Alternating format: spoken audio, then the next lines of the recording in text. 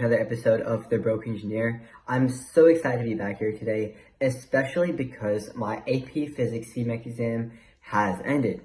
And unfortunately, I have been so stressed and so traumatized by that test that I've started to hallucinate physics. Playing badminton, MV squared over R. Pool, sum of MV equals sum of MV. So I decided to take a break, because I wanted to know what it feels like to be jobless, like my friends.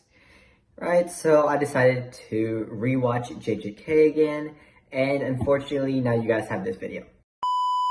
So we start off with the suicidal Megami, just like me during the AP exam.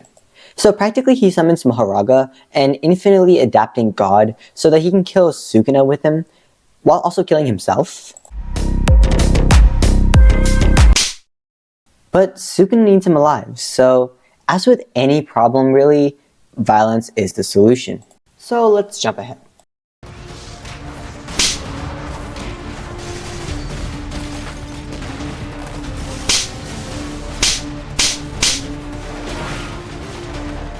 So my first thought naturally was how much force was applied onto Sukuna. So let's do that real quick. So let's look at the observations we can make. He goes through 3 walls in 3 seconds, going from 1 meter per second to 3 after the wind gust.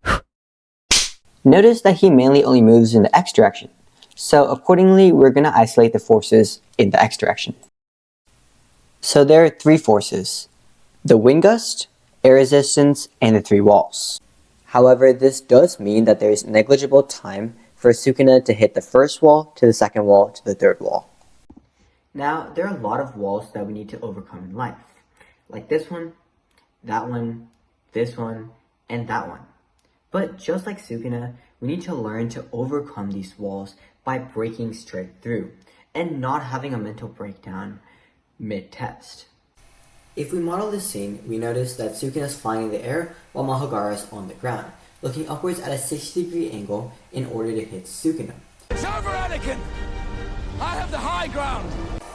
I don't know why I felt the need to do that, but don't I look like Shah Rukh Khan? But since he's looking upwards, not all of that force is being applied in the X direction. So in order to find the X component of the force, we need to do some trig. So if we take the cosine of 60 here, we get adjacent over hypotenuse, or f of x divided by f of w. This means f of x is equal to cosine 60 times fw, or half of fw.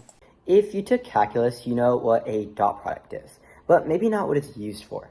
So if you remember the equation, a dot b is equal to ab cosine theta, you'll notice that that's kind of exactly what we did in this equation here, where we made the triangle and solved for the force on the diagonal dotted with the x direction. It's actually a very similar concept, and what a dot product is how much of something is going across another vector.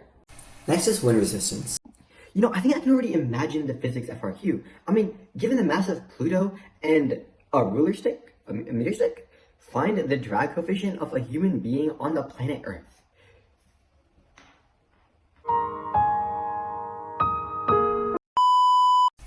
In order to find the drag force, we can use the equation minus 1/2 PV squared CA. To find the cross-sectional area, we can draw this diagram with UG being 1.75 meters tall and 0.46 wide. Damn it, shorter than average vertically and horizontally. We can multiply those two numbers, like finding the area of a rectangle, to get the cross-sectional area to be 0.7958. However, this does assume that he's built like a rectangle. Plugging in the average air density and drag coefficient of a human being, we get minus 0.34 v squared. Let's test this out.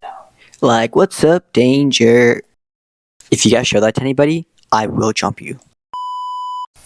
Next, we need to find the amount of forces it takes to break a wall. And since there aren't many resources on this online, I decided to rely on ChatGPT, which is always right, by the way. It even helped me gain world domination.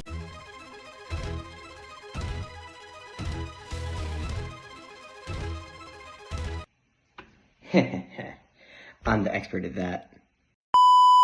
So the force to break a wall is 50k, times 3 walls is 150k, and so the sum of the forces is equal to, which is equal to mass times acceleration according to Newton's second law. Anyways, we know that the mass of UG is 80 kg, and acceleration is the change in velocity over time, so we can say it's equal to 80 times dv over dt.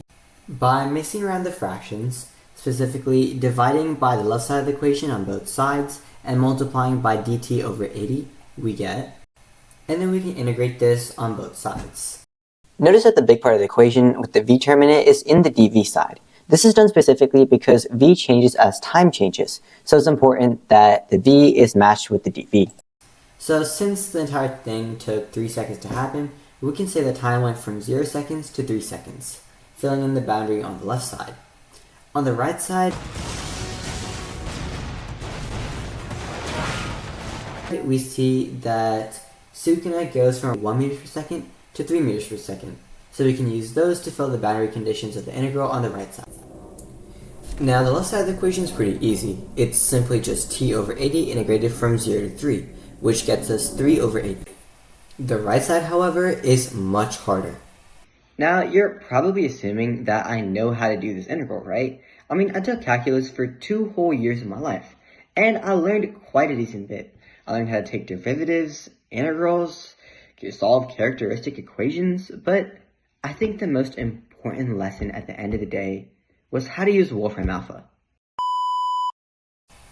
So this gets us evaluated from 1 to 3, where b is the drag coefficient and c is the constants of this equation. Let's simplify it a little bit. So if we multiply both sides by square root b times square root c, and we also tan h the entire thing, we can remove the denominator of the right side of the equation, as well as cancel out the tan h inverse. This gets us the tan equation, which is equal to 2 times square root b over square root c. And if we put this into Desmos, we see that c is approximately equal to 107. And since c was just a substitution for f of x minus 150,000, this means that f of x is equal to 150,107. Since f of x is half of the wind gust, Fw is 300,214 newtons. For context, that's like having 5 elephants dropped on you, or looking at the AP Physics C mechanics grade after the scores come out. So in conclusion, what Mahoraga did was impossible. Hi everyone, thanks for watching. I know it's been some time since my last upload. It's my junior year right now, it's ending, and it's been really difficult for me to keep up with my schoolwork and my extracurriculars and this YouTube channel, so unfortunately I had to take a pause. But I am hoping to get right back into it when summer break starts, trying to post as frequently as possible. And don't worry, I haven't forgotten about you guys. I have been working on some projects. They aren't going that well, but progress, you know? So, yeah, I hope you guys enjoyed today's video. Please make sure to like and subscribe, and your support is the only thing that's going to take this broke engineer into an upper middle class engineer.